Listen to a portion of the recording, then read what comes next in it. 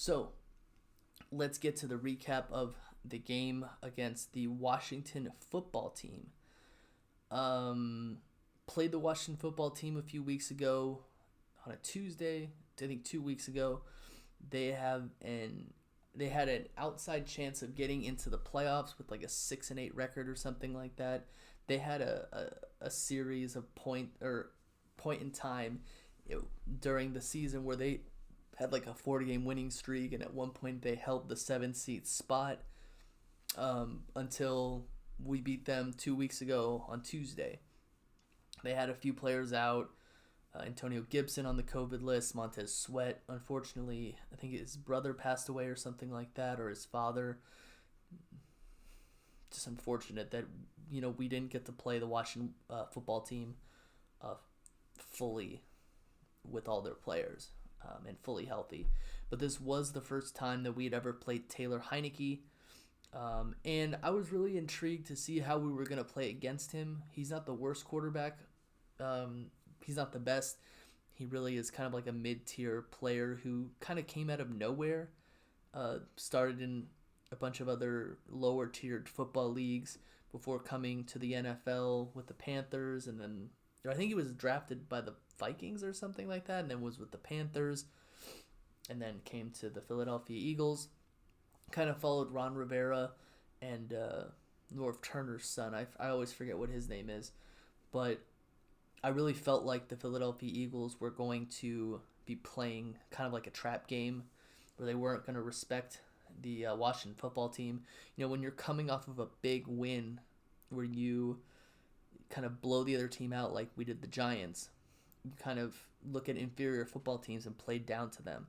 Washington football team also had a lot to prove after that huge 56-14 loss against Dallas on a Sunday Night Football, where they looked in all kinds of disarray and their players were fighting on the sideline. They came out with something to prove. They started the game out 10-0, and that's a big hole to be in. The Eagles had already been down 10-0 against the Redskins earlier in the season when they played them 2 weeks ago. So it was kind of looking like deja vu. Uh, I feel like if we had Miles Sanders, things would have been a lot easier, but he has this hand injury. We don't know how long he's going to be out.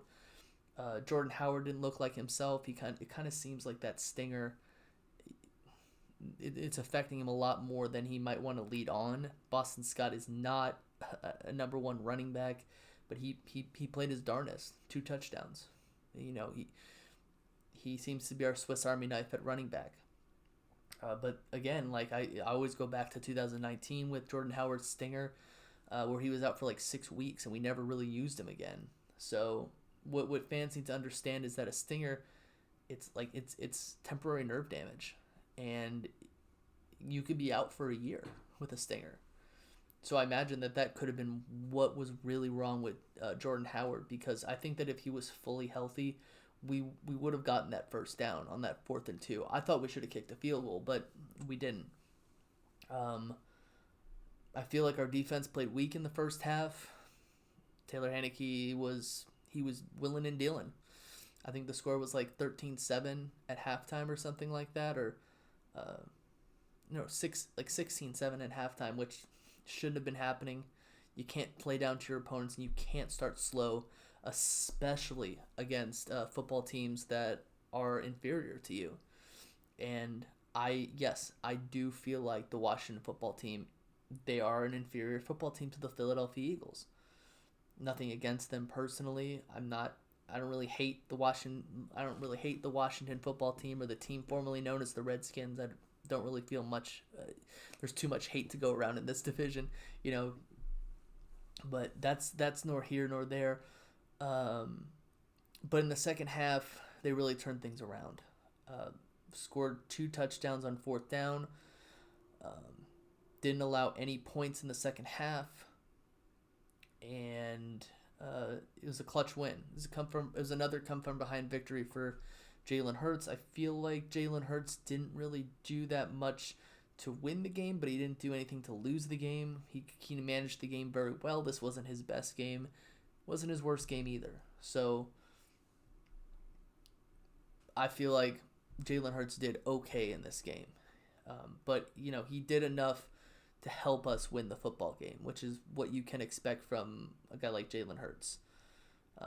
Used his ability, was dynamic, relatively accurate. Big catches by Goddard, big catches by Devontae Smith and Quez Watkins. Big catches by the running backs as well. So they were able to keep us in the game. I don't really remember what the statistical readout was, but again, you win the game, you win the game. I'd hope that we would have been more dominant, but unfortunately we were not. I don't believe that the Philadelphia Eagles played like a playoff team, but when you win, it feels good. It's better to win a football game than it is to lose a football game. And I'm not going to sit here and necessarily dwell on winning a football game. And I'm not really going to nitpick. I felt like the coaches could have done more in certain situations, but the end result is the end result.